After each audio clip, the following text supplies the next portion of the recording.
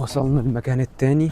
هنبدأ بقى نشوف احنا محتاجين ايه، بس غالبا المرة دي هيبقى الاوردر جاهز. هناخده بقى ايه على طول ونمشي احتمال يعني. مش عارف بس هنشوف.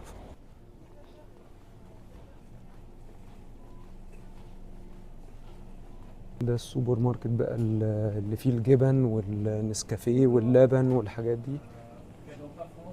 طبعا كل المنتجات هنا مكتوب اساميها باللغة الفرنسية وانا مش فاهم اي حاجة.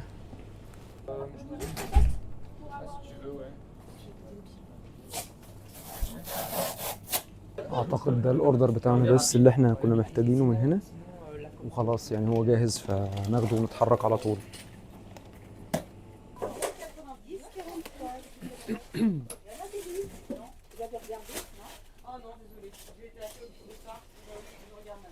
نحاسب بقى على الحاجات دي على الكاشير ونتحرك على طول على المكان الأخير إن شاء الله.